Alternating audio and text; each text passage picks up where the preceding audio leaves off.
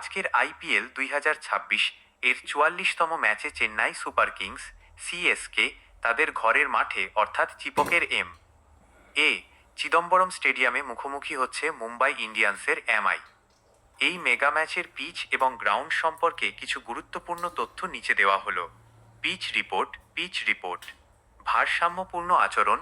বর্তমান সিজনে চিপকের পিচ তার পুরনো ধীরগতির তকমা ঝেড়ে ফেলে কিছুটা ব্যাটিং বান্ধব হয়ে উঠেছে।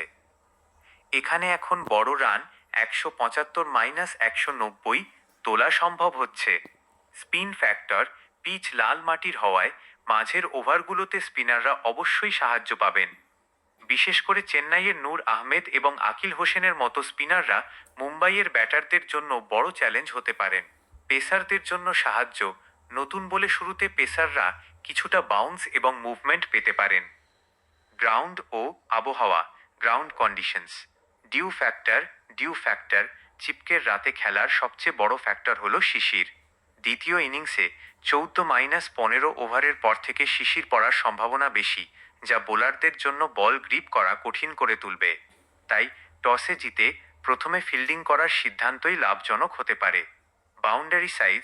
এই মাঠের সোজা বাউন্ডারি বেশ বড়, প্রায় 80 মিটার, যা হিটারদের জন্য কিছুটা কঠিন হতে পারে, তবে স্কয়ার বাউন্ডারিগুলো 65-68 মিটার তুলনামূলক ছোট। ভবিষ্যৎবাণী। Match prediction. চেন্নাইয়ের দাপট। ঘরের মাঠে চেন্নাইয়ের রেকর্ড অসাধারণ। এই সিজনেই গত 23শে এপ্রিল মুম্বাইকে 103 রানের বিশাল ব্যবধানে হারিয়েছে তারা। সেই আত্মবিশ্বাস আজ ঋতুরাজ গায়কোয়াড়দের বাড়তি সুবিধা দেবে। মুম্বাইয়ের লড়াই।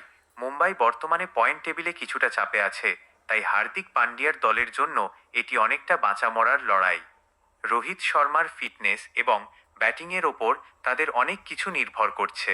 সারসংক্ষেপ, যদি টস জিতে কোনো দল প্রথমে ফিল্ডিং নেয় এবং চেন্নাই তাদের স্পিন আক্রমণ সঠিকভাবে ব্যবহার করতে পারে, তবে ঘরের মাঠে সিএসকে এর জয়ের পাল্লা ভারী থাকবে।